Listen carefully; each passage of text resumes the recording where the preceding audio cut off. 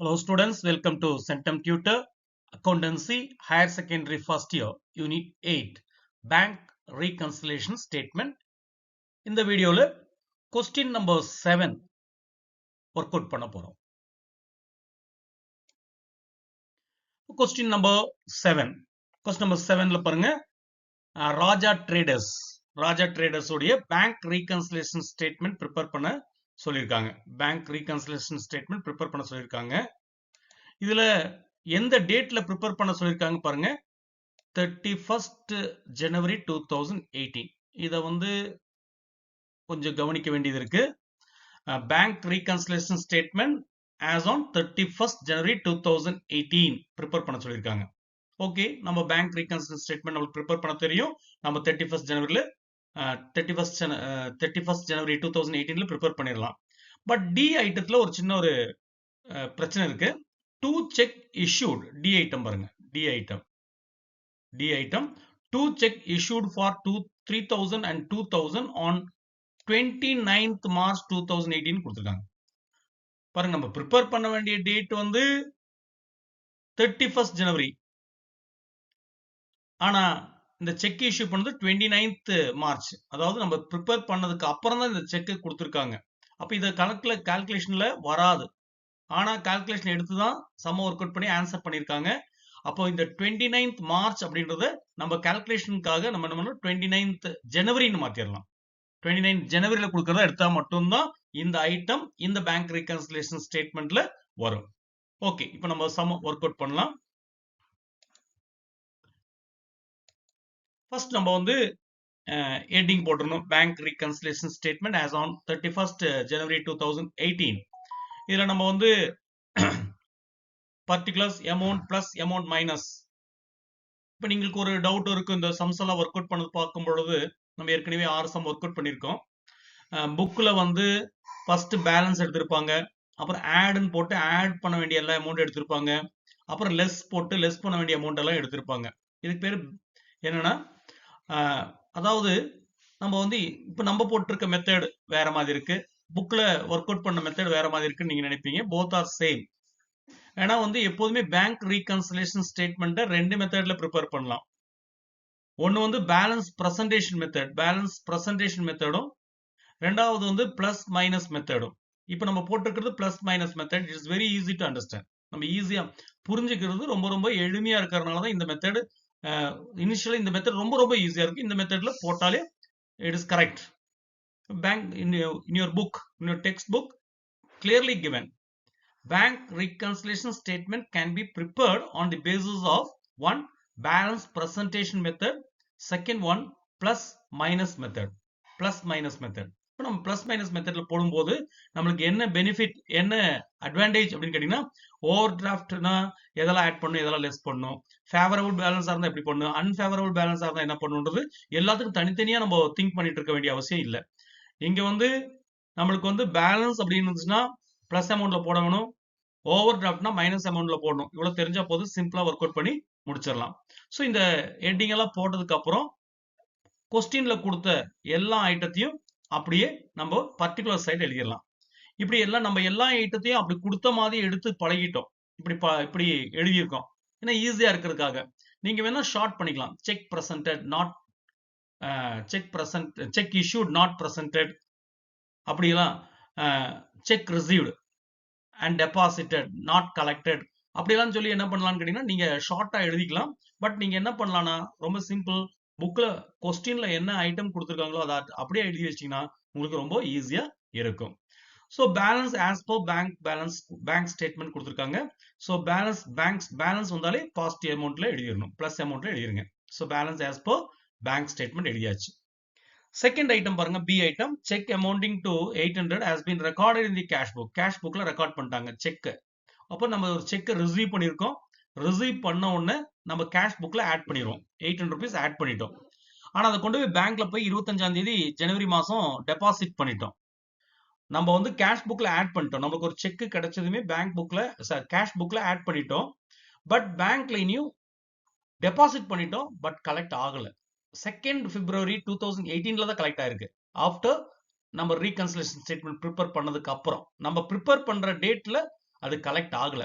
அப்போ நம்ம cash book வந்து எப்போதுமே அதிகமா காமிச்சிட்டு இருக்கோம். ஏன்னா நம்மளுக்கு செக் கிடைச்சது நம்ம ஆட் பண்ணிருப்போம். பேங்க் புக் கம்மியா தான் காமிச்சிட்டு இருக்கோம். இப்ப பேங்க் புக்ல தான் ஸ்டார்ட் பண்ணிருக்கோம். பேங்க் புக் தான் அட்ஜஸ்ட் பண்ணும். அப்போ பேங்க் புக் கம்மியா காமிக்குது. இப்ப பேங்க் புக்க கேஷ் புக் ஈக்குவல் ஆக்கணும்னா அந்த 800 rupees பேங்க்லயும் ஆட் பண்ணிடணும். தேர்ட் ஐட்டம் பாருங்க. amount received by bank through NEFT amounting to 3000 omitted in the cash book. NEFT மூலமா பேங்க்குக்கு வந்து ஒரு 3000 rupees வந்திருக்கு. அப்ப பேங்க்ல ஆட் பண்ணிருப்பாங்க. பேங்க்ல 3000 rupees அதிகமா காமிக்கும். கேஷ்ல இனி என்டர் பண்ணல, ஒமிட் பண்ணிட்டாங்க, விட்டு போயிருக்கு. அப்ப கேஷ் புக்ல வந்து 3000 ரூபாய் கம்மியா இருக்கும். பேங்க் டைரக்டா நெஃப்ட் மூலமா 3000 ரூபாய் ரிசீவ் பண்ணிருக்கனால பேங்க் புக்ல அதிகமா இருக்கும். அப்ப பேங்க் புக்ல அதிகமா இருக்கு, கேஷ் புக்ல கம்மியா இருக்கு. இப்ப பேங்க் புக்கை தான் அட்ஜஸ்ட் பண்ணிட்டு இருக்கோம். Because we started with balance as per bank statement. அதனால என்ன பண்ணணும்னா அந்த 3000 rupees பேங்க்ல அதிகமா இருக்கிறத ஒன் செகண்ட் என்ன பண்ணிடலாம்னா நம்ம மைனஸ் பண்ணிடலாம். 3000 rupees மைனஸ் அமௌண்ட்ல போட்டாச்சு. டி ஐட்டம் பாருங்க. 2 செக் issued for 3000 and 2000. ரெண்டு செக் இஷ்யூ பண்ணிருக்காங்க. 3000 2000 29th January 2018ல. அதாவது நம்ம ரீகன்சிடர் ஸ்டேட்மெண்ட் பண்ண டேட்டுக்கு முன்னால. ஏன்னா அது மார்ச்னு கொடுத்திருந்தாங்க, அப்படின்னா எடுக்கவே கூடாது. பட் அதுக்காக கால்குலேஷன் நம்ம ஒர்க் அவுட் பண்றதுக்காக இதை எடுத்திருக்கோம். மார்ச்னு கொடுத்தா அப்போ நம்ம விட்டுறலாம். அப்ப ஜனவரின்னு எடுத்தா அதை எடுத்துக்கணும். எடுத்து தான் சம்ஸ் ஒர்க் அவுட் பண்ணிருக்காங்க. Only the first check is presented for payment. First check மட்டும் தான் பிரசன்ட் பண்ணிருக்காங்க. அப்ப ஃபர்ஸ்ட் செக் பத்தி நம்ம கவலைப்பட வேண்டிய அவசியம் இல்லை. இஷ்யூ பண்ணியாச்சு, பிரசன்டும் பண்ணியாச்சு. செகண்ட் செக் நம்ம இஷ்யூ பண்ணிட்டோம். செக்கை இஷ்யூ பண்ணதுமே கேஷ் புக்ல நம்ம கம்மி பண்ணிடுவோம். கேஷ் புக் கம்மியாயிரும். பேங்க்ல நீ பிரசன்ட் பண்ணல, பேங்க்ல 2000 ரூபாய் அதிகமா காமிச்சிட்டு இருக்கோம். இப்ப பேங்க் புக் அதிகமா காமிச்சிட்டு இருக்கோம். ஏன்னா நம்ம செக் இஷ்யூ பண்ணதுமே கேஷ் புக்ல மைனஸ் பண்ணிருப்போம். பேங்க்ல வந்து நீ மைனஸ் பண்ணல. அப்ப நம்ம என்ன பண்ணலாம், பேங்க் புக்ல அந்த 2000 rupees மைனஸ் பண்ணிடலாம். Insurance premium on motor vehicle for ₹1000 paid by the bank as per standing instruction not recorded in the cash book. நம்ம ஒரு ஸ்டாண்டிங் இன்ஸ்ட்ரக்ஷன் கொடுத்திருக்கோம்.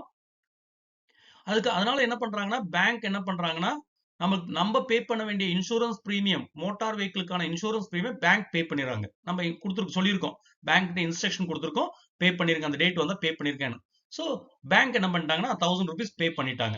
ஸோ 1000 rupees பேங்க் பே பண்ண உடனே பேங்க்குடைய பேலன்ஸ் குறைஞ்சிரும்.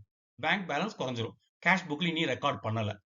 அப்ப கேஷ் புக்ல 1000 rupees அதிகமா இருக்கும், பேங்க்ல வந்து 1000 rupees கம்மியாயிரும். ஏன்னா அவங்க பே பண்ணிட்டாங்க இன்சூரன்ஸ் பிரீமியம். இப்ப பேங்க் புக்கை தான் கேஷ் புக் ஈக்குவல் பண்ணும். பேங்க் புக் கம்மியா இருக்கு, 1000 ரூபாய் கம்மியா இருக்கு, ஏன்னா பே பண்ணிட்டாங்க. அப்போ கேஷ் புக் ஈக்குவலா மாத்தணும். அப்ப நம்ம மைனஸ் பண்ண அமௌண்ட்டை ஒன்ஸ் அகைன் ஆட் பண்ணிடலாம்.